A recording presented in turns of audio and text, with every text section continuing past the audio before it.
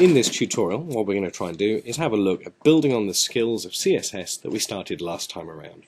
So I've got my code here from the previous session. Okay, if you don't have this code already, you could always pause at this point and just copy it up so you've got something a lot like this. Keep an eye on the brackets just here, the semicolons, and hit a point so that your web page looks a bit like this one.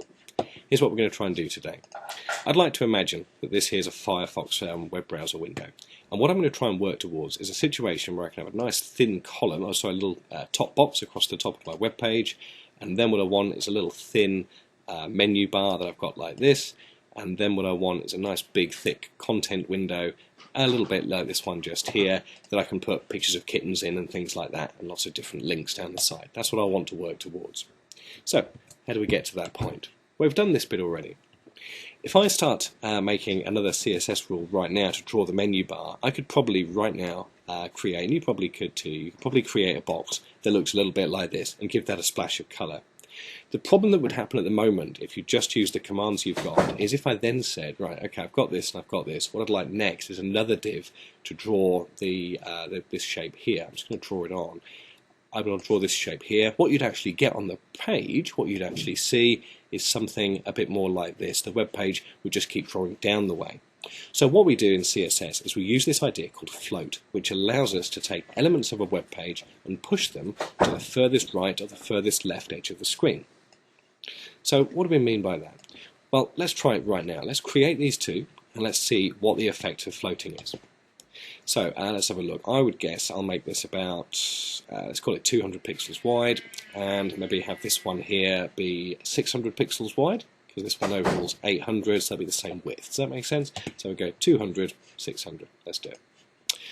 So I'm just going to recycle top box to get started. So I'm highlighting that, doing some copying, coming down here, doing some pasting, and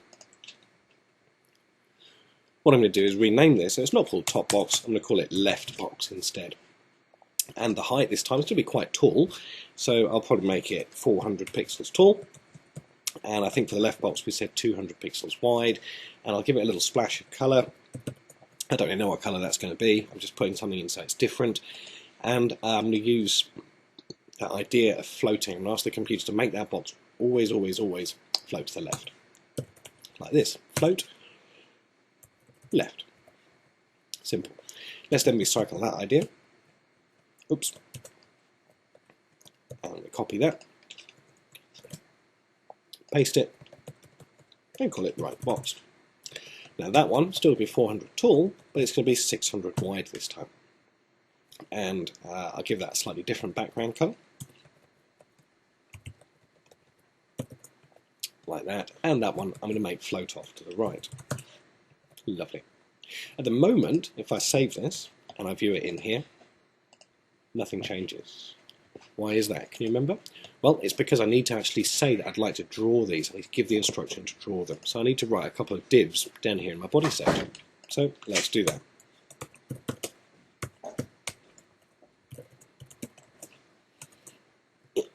And this is my menu, so I'll just write the word menu in there for now, just so I've got something visual.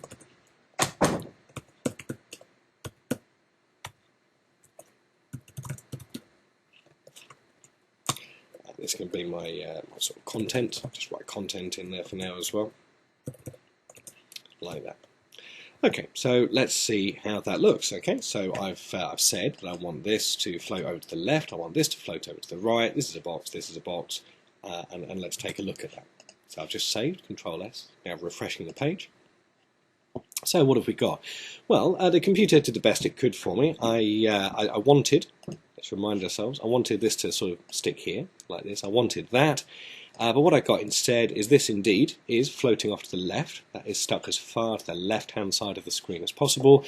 And this one here, that is actually floated all the way to the right-hand edge of the screen. But I wanted the two things to sit together. I didn't want this big gap in the middle, because it'd be quite difficult to write code to sit in here. So this is where we introduce the big idea of CSS that allows us to make really nice, elegant layouts, and that's this idea of using a container to create a new right-hand edge. Let's look at that in Paint.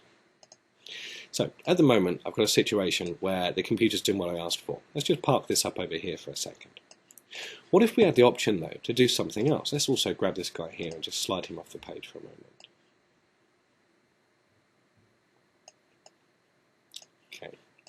The trick here is to do this.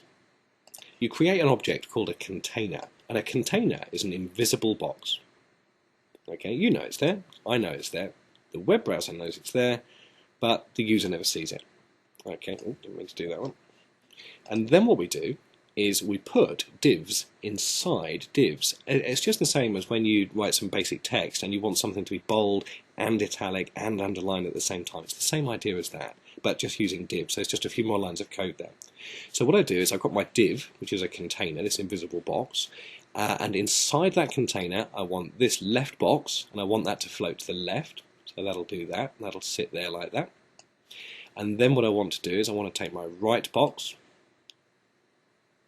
and I'm going to put that also inside this container, and I'm telling that to float right. But what does that look like this time? Well, this time, the rightmost edge that's allowed to do is going to be this point just here, isn't it? It can't go to the right edge of the screen because it's inside this container. It's like putting it in a little prison like that. So as a result, the two divs will sit much more neatly side by side. I'll get exactly the result I wanted. Let's look at that in code. So I'm going back up to my CSS. I'm making a new rule, which will be quite a simple one like this. I'm just going to recycle top box again. So I copied and pasted it. I'm going to call it container. You don't have to call it container, it's just a really sensible name to use. The height is going to have to be the height of the things inside it, otherwise the objects inside are going to be too large to fit inside the container, so that's important. And then the width of that container, that's going to be 800 pixels, because I've got 200 pixels of width here, 600 pixels of width here, and I want it to fit really, really, really neatly inside it. I don't need a background color this time, so I can take that off. And there's no floating anywhere, because I just want the container simply to sit on the page. So I've now described a container to put these inside. I scroll down the way now. So what I've got this time is I've got left box and right box, but I'm going to take them and I'm going to put them inside that container like this.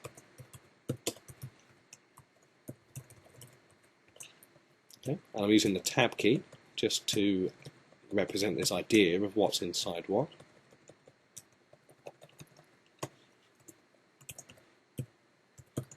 Like so.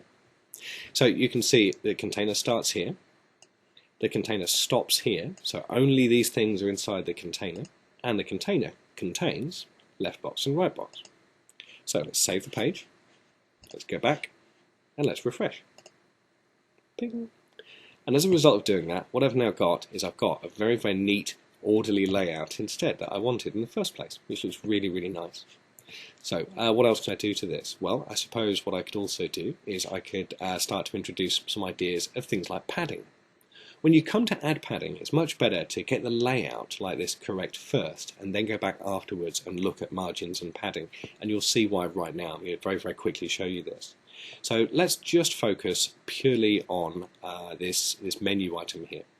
What I'm going to try and do is add 15, 20 pixels of padding to the left so that the word menu isn't stuck on the left edge. Let's look at what happens. So I'm going to go into my CSS rule. I'm going to go in here on the bottom.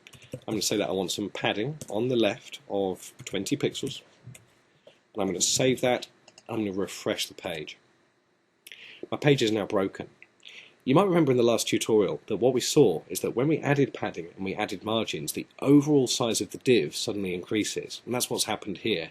So that now, unfortunately, this div is now, when you add the width of this div and the width of this div, they add up to 820 pixels. But the container is only 800 wide. It physically can't accommodate that width, so it's popped it down underneath. So how do we fix that problem? Well, there's a few different ways that we could do it, but all of them are the same. You've essentially got to make sure that all of your different width type things, here and here and here, still add up to 800. So there's a few different ways I could do it. One way would be I could take 20 pixels off my width here. Let's save that, refresh the page. So that works. Or what I could have done is I suppose I could have taken 20 pixels off the width of this one. That would have worked as well. So anything like that would work. Let's just try something else. Let's try and put a bit of a margin between these two divs. So there's just a nice little thin strip of white space between them. That should look quite elegant. Let's try and do that. So on the left box, I want a little bit of margin just off the right. Here we go.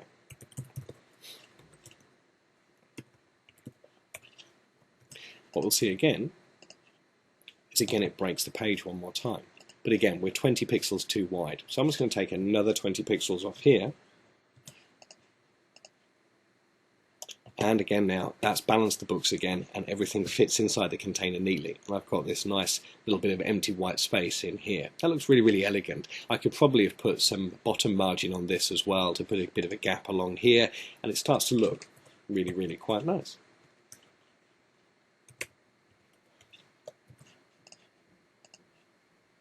So you can start to experiment and play around with the ideas, but my best advice for you when you come to create these websites is start with a simple layout, build it up slowly, and be very, very clear on what your dimensions need to be. As long as you do that, you shouldn't have any problems in building content with CSS.